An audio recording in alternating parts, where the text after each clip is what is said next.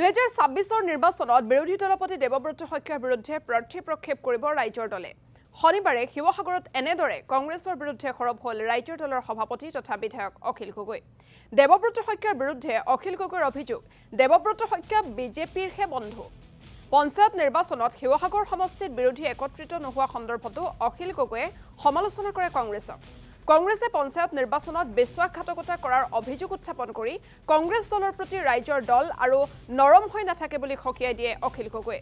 কংগ্ৰেছ সাংসদ গৌৰৱ গগৈৰ বিৰুদ্ধে খৰব হোৱা দেখা গ'ল বিধায়ক অখিল গগৈ কয় যে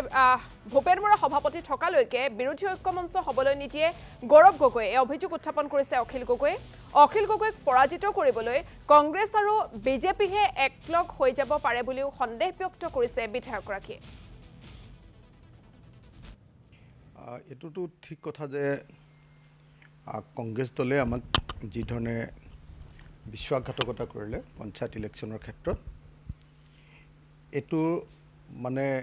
যিকোনো সীমা আসলতে পাৰ হৈ গৈছে আমি বাৰম্বাৰ কৈছিলোঁ যে কোনো পধ্যে আমি বিজেপিক জয়যুক্ত হ'বলৈ সুবিধা দিব নালাগে আমি কৈছিলোঁ যে যেহেতু বিজেপি আৰু এজিপি ঐক্যবদ্ধ হৈছে তেওঁলোকে জিলা পৰিষদৰ আসনবিলাক আৰু আঞ্চলিক পঞ্চায়তৰ আসনবিলাক ভাগ কৰি লৈছে আমি কোনো পধ্যে বিৰোধী পক্ষই কেতিয়াও পৃথককৈ ইলেকশ্যন খেলিব নালাগে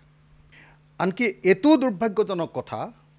যে কংগ্ৰেছৰ সভাপতি ভূপেন বৰা ডাঙৰীয়াই স্পষ্টত নিৰ্দেশ দিয়াৰ পাছতো শিৱসাগৰ বিধানসভা সমষ্টিটোতো কংগ্ৰেছে ৰাইজৰ দলৰ লগত ঐক্যমঞ্চ নকৰি একেলগতে ইলেকশ্যন নেখেলি প্ৰমাণ কৰি দিলে যে কংগ্ৰেছে শিৱসাগৰত বিজেপিক সহায় কৰিবৰ কাৰণে কাম কৰিছে কংগ্ৰেছ দলৰ নেতৃবৰ্গক মই সুধিছিলোঁ যে কিয় আপোনালোকে একলগ হোৱা নাই সকলোৱে একেমুখে ক'লে যে গৌৰৱ গগৈৰ কাৰণে একলগ হোৱা নাই মই ক'লোঁ কি কাৰণে গৌৰৱ গগৈৰ কাৰণে একলগ হোৱা নাই ৰাইজৰ দলৰ লগত কংগ্ৰেছৰ যদি বুজাবুজি হৈ যায় তেতিয়াহ'লে ভূপেন বৰাৰ সাংঘাতিক ধৰণৰ লাভ হ'ব দেৱব্ৰত শইকীয়া ডাঙৰীয়ানো কিয় বিচৰা নাই মই নাজানো আমি ইমান দিন ধৰি দেৱব্ৰত শইকীয়া ডাঙৰীয়া সদায় সহায় কৰি আহিছিলোঁ 2021ত আমি নাজিৰা সমষ্টিত আমাৰ প্ৰাৰ্থী দিয়াৰ কথা আছিলে ৰাইজৰ দলৰ নিদিলোঁ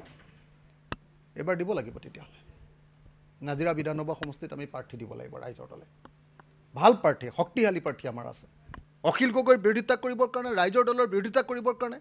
কংগ্ৰেছ আৰু বিজেপি কৰবাত কোনোবা পইণ্টত একলগ হৈ যায় নেকি আজি ৰাইজৰ দলৰ বিৰুদ্ধে কংগ্ৰেছে ছখন আমাৰ গোটেই শিৱসাগৰত পুৰণি নতুন চব মিলাই যি ছখন আমাৰ আসন আছে গোটেই পুৰণি নতুন মিলাই দেই ছখন যি আমাৰ আপোনাৰ কি কয় জিলা পৰিষদ আছে